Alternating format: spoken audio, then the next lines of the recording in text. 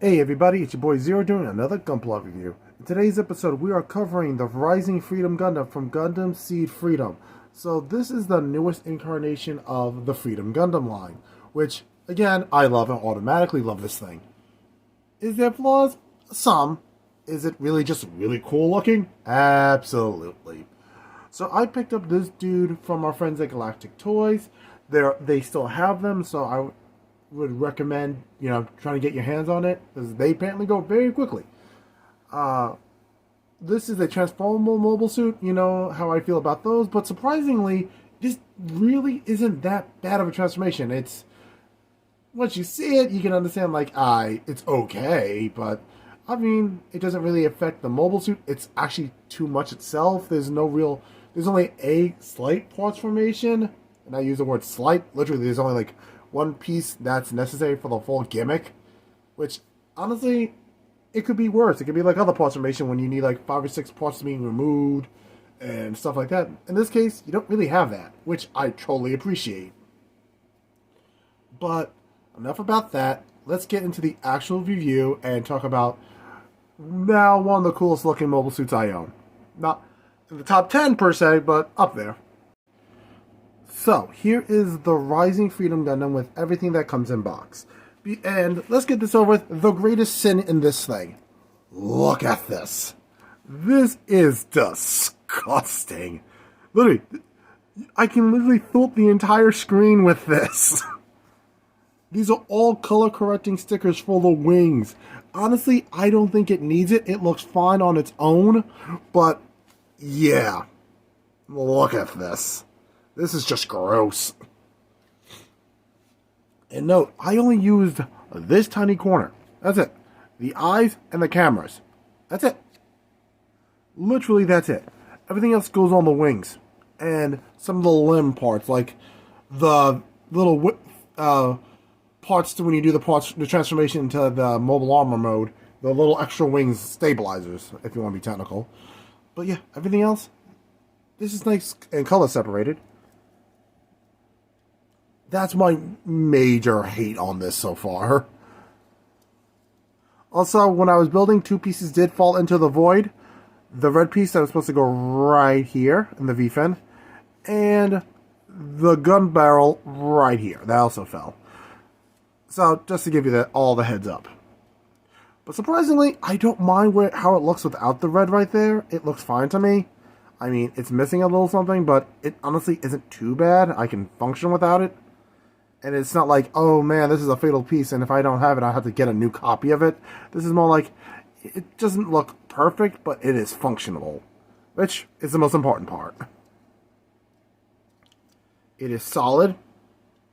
There is no polycaps in this, because it seems that Gunpla has been slowly but surely moving away from polycaps, and honestly, that's not a bad thing, because it causes them to be more stable, and unfortunately, due to polycaps, I wouldn't say degrading over time, they just lose their elasticity, and so they're not tight around the joints anymore, so they could fall off, AE, like IBO syndrome. So let's talk about the parts you get. Behold, the one piece for the parts formation. Literally, this is it. And this is just to attach the shield to the underbelly. Literally, that's it. The dynamic hand, I wish we had 2. Instead, if you don't feel like using the actual hard shield, you do have an energy shield you can use instead. We have part of the beam boomerang / shield. These are the other parts to go to it. And obviously, beam saber effects. So with that explained, let's get into the Gundam itself. Scooch these guys over. So, the Rising Freedom is, again, like I said in the intro, very cool looking. You can honestly see the ancestry from the Freedom Gundam and the Strike Freedom. i.e. the rail guns, the really cool wings. And by the way, this is a standard 2-prong hole situation. So technically you can, if I can get this dude off, you see here, you can pretty much put most backpacks on this dude. for the sake of proving that, we'll grab my buddy the G Fallen. He's right here. And there he goes. But it's backpack on it. See? Same port, same backpack. So technically you can swap backpacks with the Freedom, the Strike Freedom. So you do now actually have those options, which is pretty darn cool. Oh, G Fallen is literally fallen. There we go. And that's back up. And it has its backpack back.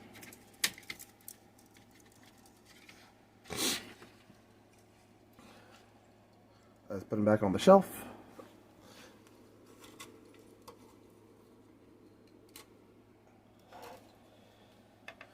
Oop. This is not a zero video until the camera gets smacked. So this is the backpack. He has the rail guns on the shoulders. So you would pop that over.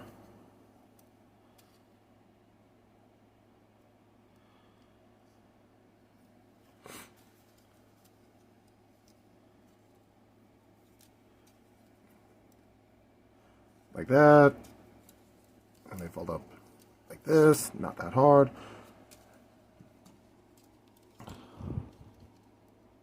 Honestly, the build of this dude was so great because they finally did what I've been begging Gundam models to do for years. Have it put down as it should be.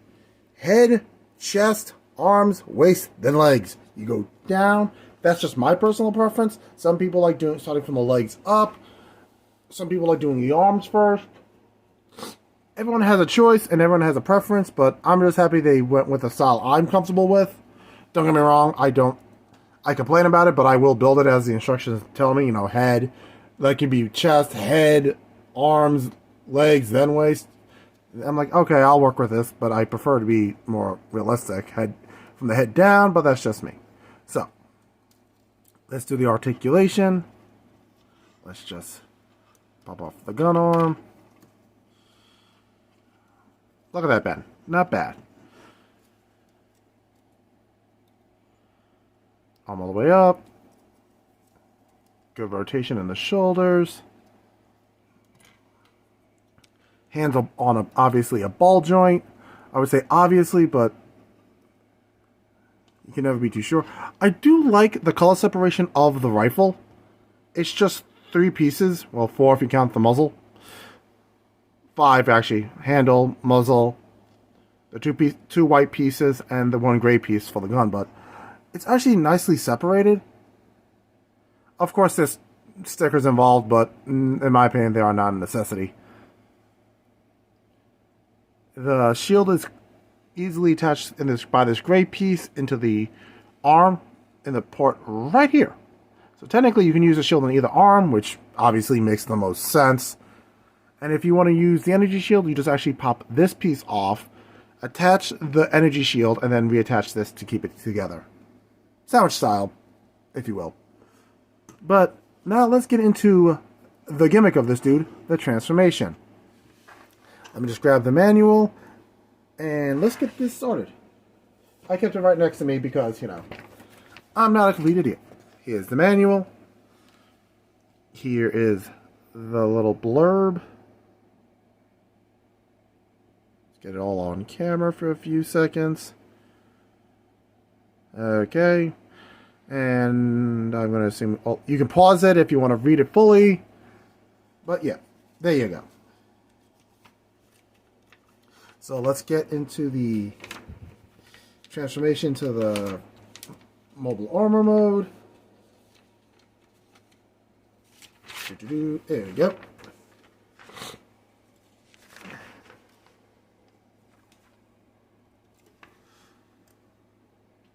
Watch. I'll screw this up and... I keep grabbing the wrong part. Like that. See? I did it once when I was building it just to test it out. And now it's like, nah, no, we don't work. See? easy the first time. It's like getting something out of a box.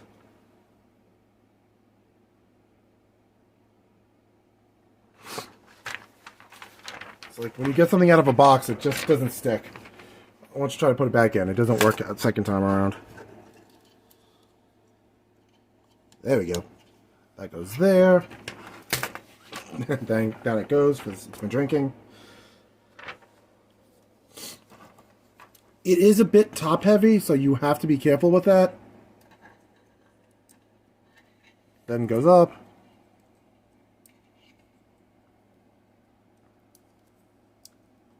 Then goes up.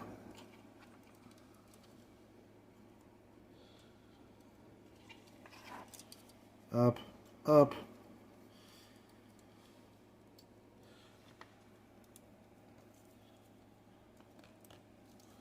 These, hit the camera again. Oh my god, I'm gonna, there we go. Fins on the back of the legs go up.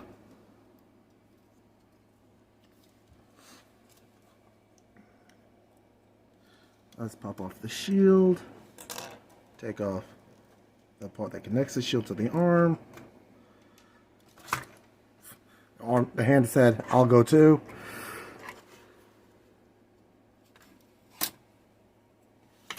Let's take the gun off because you actually have to use the gun as part of the transformation. Let's put the hand back together because why not? There we go.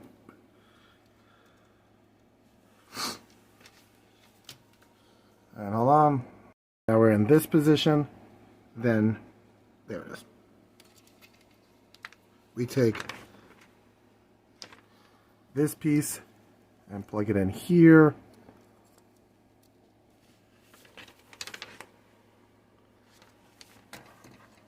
Like this. This part I find annoying because it's supposed to be, you should slide this part up and down, but it doesn't slide. There we go. So neatly. Which is a pain.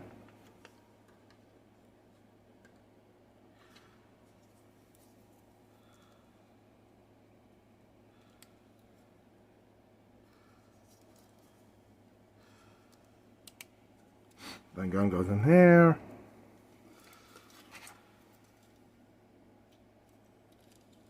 And shield goes here. And now you're in mobile armor mode.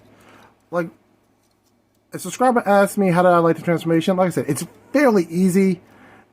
And as you know, I hate part transformations in mobile suits. But this isn't bad. But you flip it over, you know what it is. From the top side, okay, it looks like a plane. For the most part. You can tolerate this. But once you flip it over, you just see the whole ass Gundam. And it's like, you guys could have done a little bit better. But for what it is, it's actually not bad. I actually do not hate this completely. So, that's the mobile armor transformation. I know, first time for everything. You're like, whoa, Z actually did a whole transformation on camera. I know, shocking. So, let's get to the summary and wrap up the review. Okay, so, would I recommend the Rising Freedom Gundam? Yes, yes I would. It's a great kit. It's really cool looking in my opinion, because, well, biases, because it is from the Freedom line, because those, even if I'm not a huge fan of the Strike Freedom, it's still a cool looking suit. There's no denying of that. I'm just not a huge fan. But this dude is great, and I cannot wait for the Mighty Strike Freedom. Yes, I know, it's just only a slightly modded version of the Strike Freedom, aka the red part of the V-fin is actually a cannon, and it has a new backpack, and the entire body is exactly that of the Freedom Gundam. Strike Freedom, actually. But this is a solid kit, but it does have problems, aka that monstrosity of a sticker sheet. It is back heavy, so it will fall over if you're not posing it correctly, if you will. But aside from those flaws, it is a nice looking suit. Honestly, the stickers aren't a necessity, in my opinion, because look at it. It looks fine as is. The transformation is not that difficult. They really streamlined it, and it only has one part for the parts formation. Literally just one. Which is a godsend in the grand scheme of things. Because it could have been like 5 or 6 different pieces. Yeah, from above, like I said on the community page, yeah, from above it looks good. From below, you see the whole thing, like you even saw here.